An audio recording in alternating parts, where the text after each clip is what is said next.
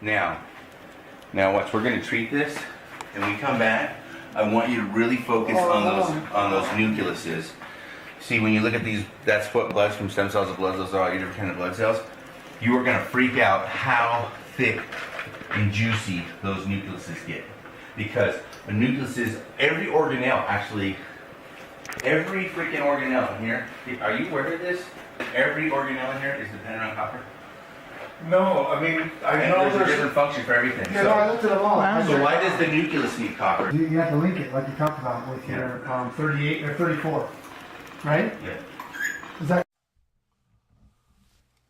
Confused? Don't be. This video touches upon so many issues, it is difficult to stay on one topic. You are looking at live living blood. It's floating by you. It looks in black and white because it's dark field white light.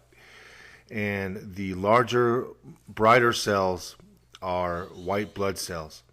The specimen you are looking at was infested or infected with Spirochete bacterium. And the movement is caused by a drop of copper 1 being added to the blood itself.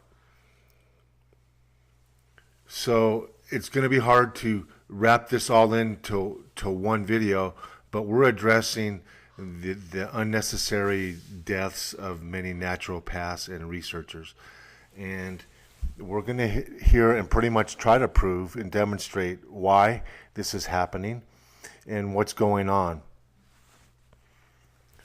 We first want to point out that pharmaceuticals are a $1 trillion industry and not a $1 billion industry. And if you look at the entire medical profession.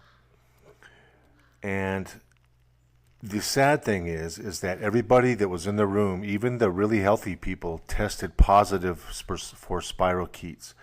And the people that had greater illness or more chronic illness had higher loads or higher counts of spirochetes. Now they're swimming by you here. And this is in a treated blood sample, and we're going to show you before and after.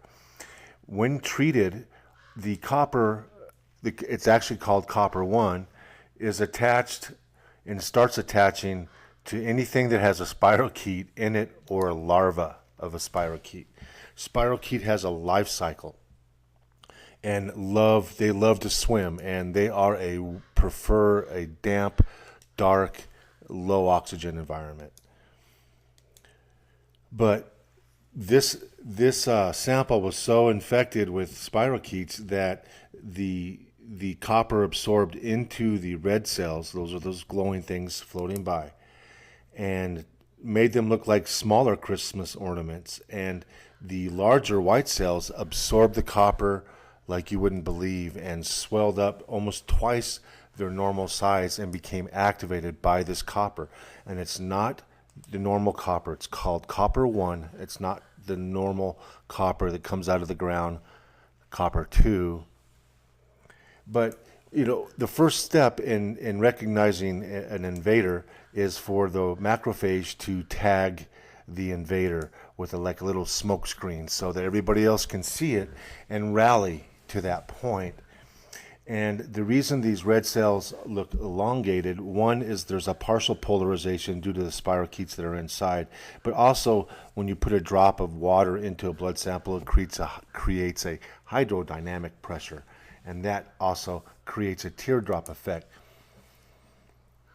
And this is a second specimen tested. You can notice the blood is flowing in a different direction on your television screen. That's because the drop was applied to a different area on the microscope slide. So again, you see how many of the red blood cells absorb the copper 1, and it's glowing. But in the bloodstream itself, you can see flashing, and you can see a lot of movement. And those are spirochete bacterium. And when exposed to the copper, they were actually leaving the red blood cells where they were hiding in the red blood cells. The red blood cells they were hiding in were still looked to be doing what they're supposed to be doing, but obviously it can't be functioning at 100% when you have parasites breeding inside a red blood cell. But that highlighter there, that square highlighter, shows you some of the smaller spirochetes. The adult ones are a little longer. But what happened is as soon as the adults went into the bloodstream, the copper attached to them and automatically inhibited their ability to be mobile. And the spirochetes are extremely mobile. They are swimmers, and so it makes only sense that if all of us in the room tested positive, then pretty much most of the population has these.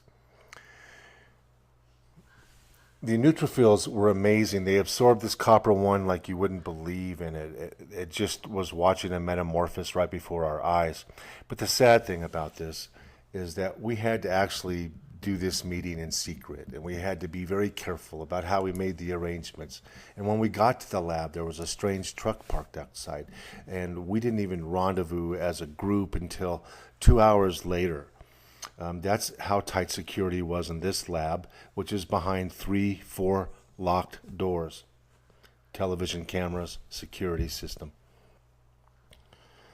And it speaks to another huge issue that's going on in the world today, this global medical push and the persecution and execution of good people, naturopaths, holistic doctors, researchers. Now, there is a connection to some of these murders of these scientists. The connection is a nagalase connection. Nagalase, not to confuse you, is an enzyme that breaks down your immune system. And it's not theory. We know exactly how it breaks down the immune system. It affects a very specific electron transport at a very specific point in the mitochondria of cells, and it also deactivates vitamin D. It breaks down vitamin D3. Vitamin D3 is needed for the macrophage to do its job. Macrophage is a white cell that tags an invader or a bacterium. It tags it and exposes it and activates the immune system. Now, some of these red cells look like they have tentacles coming out. That's a spirochete coming out. We were very careful about making sure we weren't seeing thrombocytes attaching to the red cells, because you did see them clump together, and that's more like an electromagnetic polarity thing.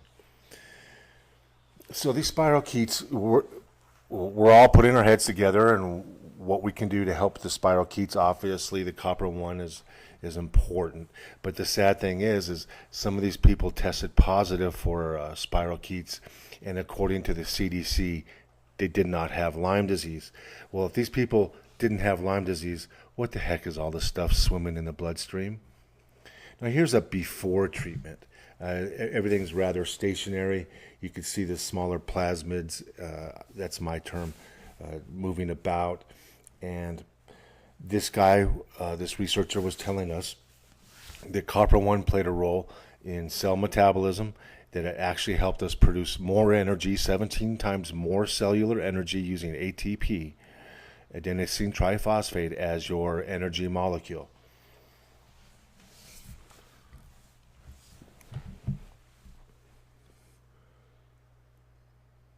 And so not only was it killing or attaching to the spirochetes, not only was it charging or activating these macrophages, it also supports cell energy and cell function.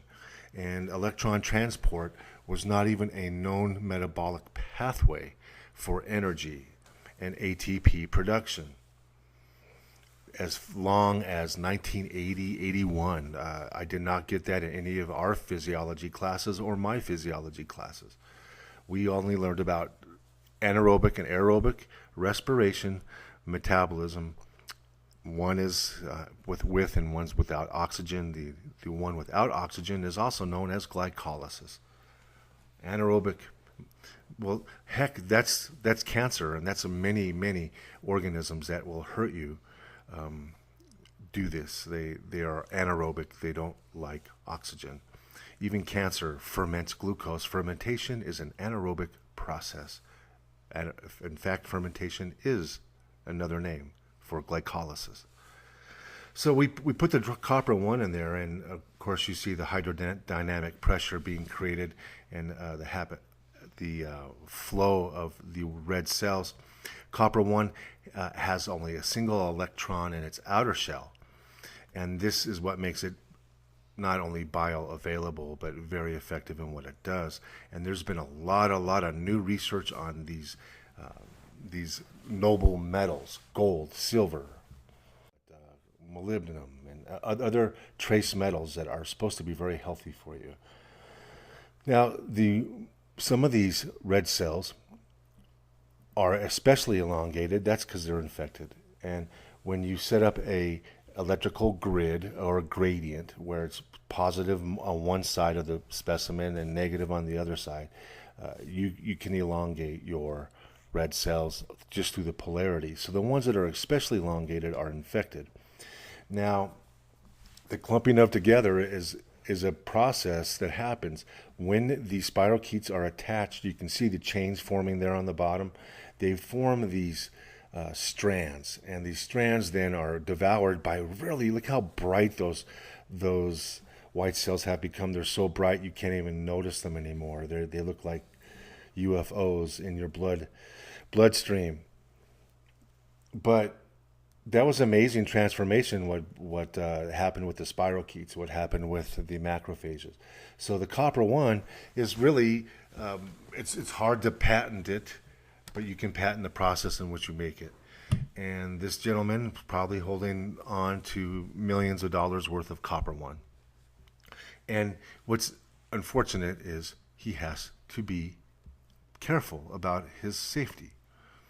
Now, the viruses, we were also there to discuss and look at the viral link to some of these diseases.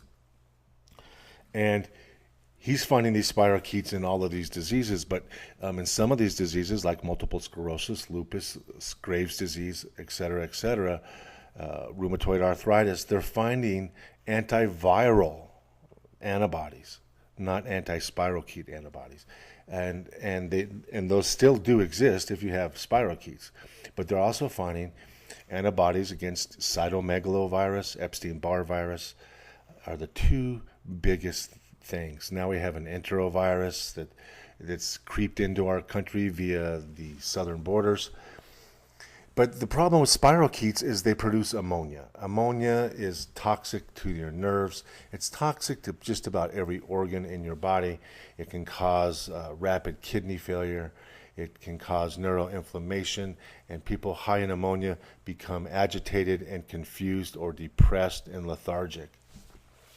So when we have people that have viruses and spirochetes, then my approach to autoimmune was, if you don't treat the viral connections, you're ignoring a major component of autoimmune disease. He's saying, well, if you ignore the spirochetes, you're ignoring a major component. But what we do agree on both is that it's going to be hard to get healthy without getting rid of both. So this guy's developed a treatment for Epstein-Barr, and he's developed a treatment for for spirochetes, and a way to better health. Now, which leads to this: why are they killing naturopaths? And many are linked to this nagalase connection. It is rumored and speculated and reported by insiders that these dead people found nagalase in childhood vaccines. Well, nagalase would be devastating to find in a viral vaccine, especially a live viral vaccine like measles or polio. And in a country where you're pretty much controlled by corporations, government is pretty much influenced by corporations, military funding influenced by the billions in corporate money that is used to borrow and fund wars and other military needs. Now, but nagalase breaks down vitamin D. It also injures the macrophages by affecting the mitochondrial electron chain. So if somebody put that in a vaccine, that could be devastating to some people who are genetically different than a typical population sector would be to a vaccine. The autism may be an actual inflammation and attack, autoimmunity type response in the nervous system. So the copper one seems really to facilitate DNA repair. So who would want you to get healthier? Well, certainly not anybody who profits off of your disease. But ask these people, they know. They know things have changed. We all are completely aware of what's going on. Every naturopath in the United States knows about what's going on. Many of us joke with each other back and forth about being on the list. Many of us are armed. Many of us are prepared. One guy is hoping you try something. He's just hoping. He says, I kind of hope somebody tries something. It's funny how the wind just came blowing through there. The weather always kicks up when I talk about these deceased naturopaths right before your eyes and on the air. So these guys are taking a really bad route to try to solve their problems and protect their billions and to protect their criminality. And the thing I need to tell them is that nobody's going to come looking for you if you would just fess up on what the deal is. Okay? Come clean. And you can still make money off of supplements. You could make them prescription strength supplements. You can modify them. You can reformulate these supplements. But instead of killing and wiping these people out, you should be buying these people out. And when somebody's trying to help you and help disease and make this world a healthier, happier place, and it's not profitable enough, we all know what happens.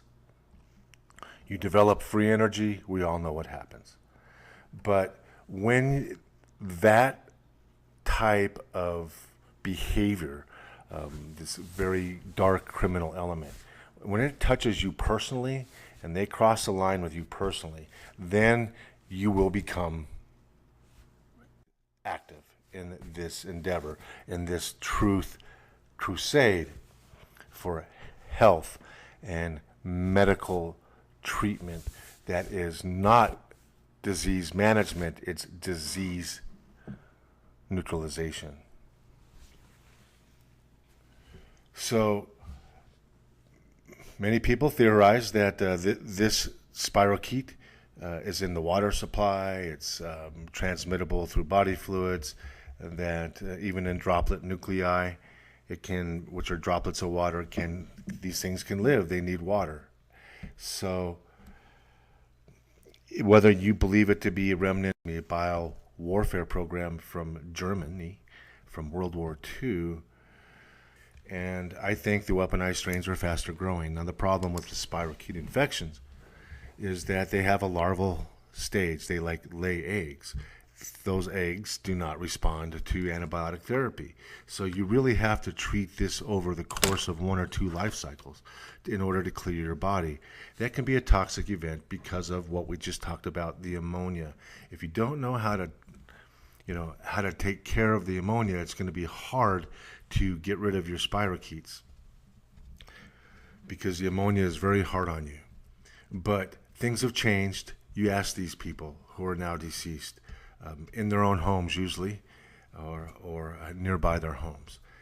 None of it happens in a typical natural fashion, and the count is above 60 now just for the naturopaths in just the last 2 years. And it's been a rash, it's been epidemic, but look nobody's coming after you. Nobody's coming looking for you. So just come clean, buy these people out, and quit killing them. Because every time you kill somebody, you create another secret. You create another thing to be paranoid about. And eventually, it's been foretold that the people on the inside are going to do you in. And it's not the masses. We're just going to inherit the earth. But it's going to be the good people on the inside who you have to watch out for. So we're launching a counteroffensive. We're telling you about this copper one. that is used for DNA repair. You can even heal certain scar tissue with copper 1. And I've seen it with my own eyes. Because why? Copper 1 is needed to make new blood vessels. So everything they sell you is copper 2. Copper 1 is a form of copper that's ionized via a process that happens inside the plants. So if you have a disease that's anaerobic and doesn't like oxygen, and then also copper 1 seems to be really good as well, then mixing copper 1 with pro-oxidant will fight off and do many things. The oxygen alone will chelate bad metals. It's conductive of electricity. It speeds up healing. Oxygen speeds up healing. It reduces inflammation. It improves cognition. It prevents ischemia. It dissolves in plasma as well as found in the red blood cells. It starves fermenting cancer cells if you can get it inside the cancer cell. It prevents injured cells from dying. It improves your energy and improves absorption of minerals. And of course, your brain loves oxygen and improves your cognition.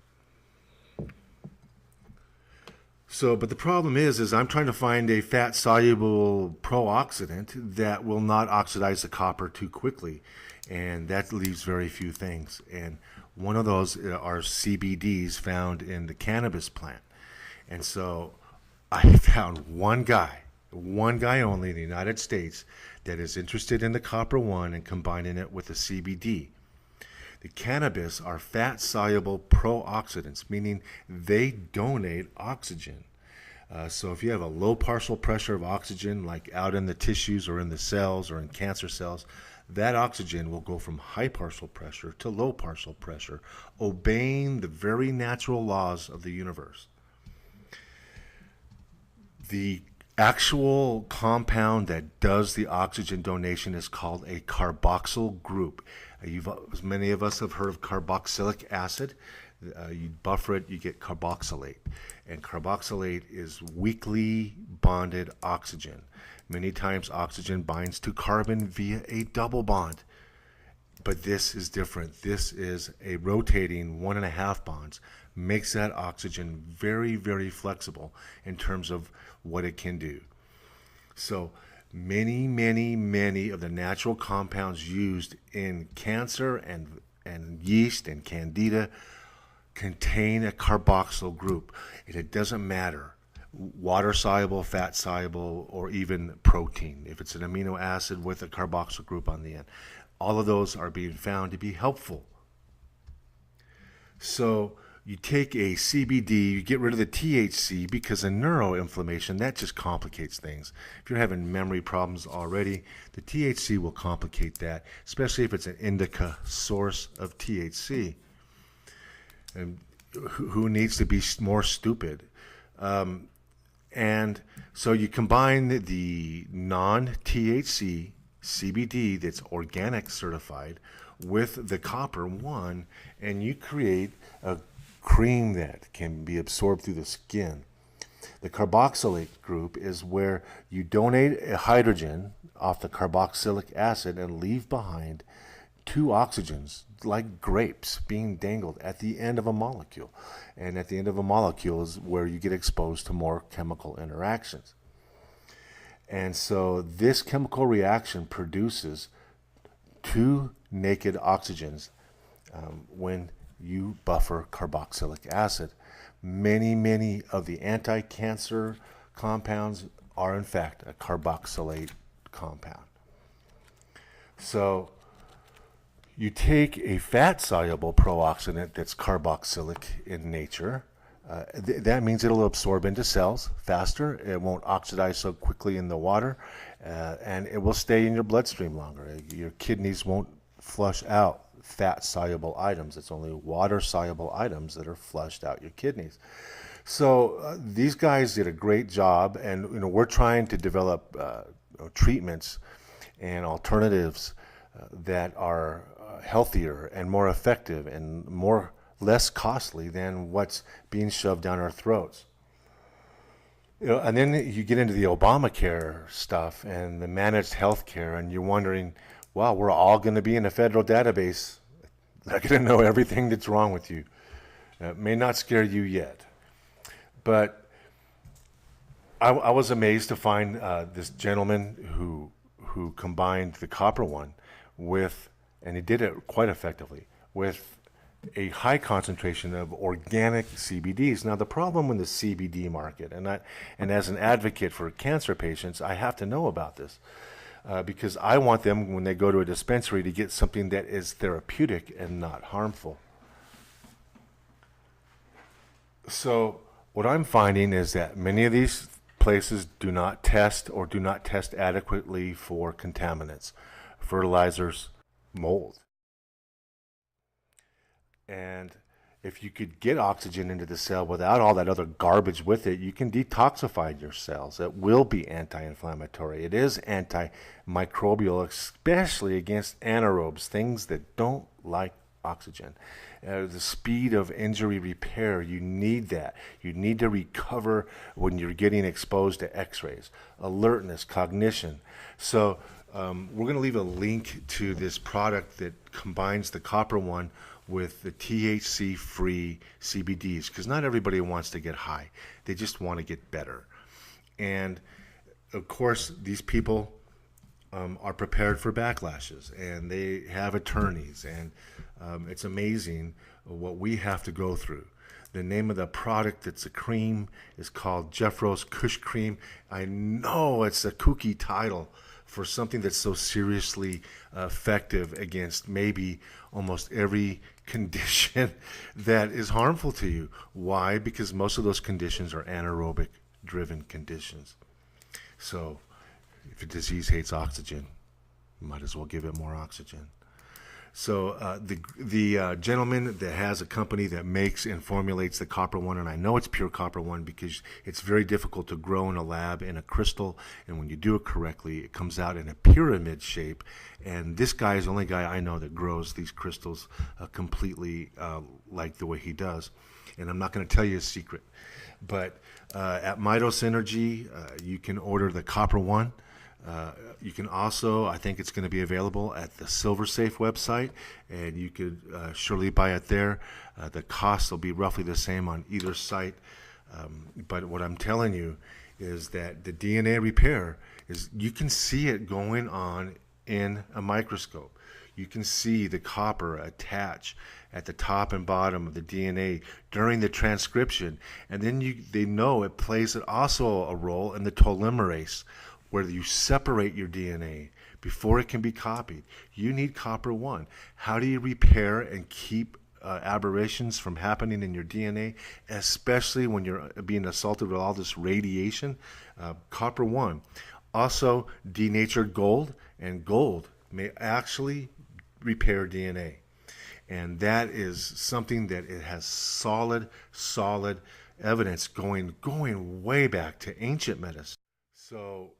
So that, those people, they're not rumored to have lived for hundreds of years. The Sumerians had a calendar. They counted the lunar cycles.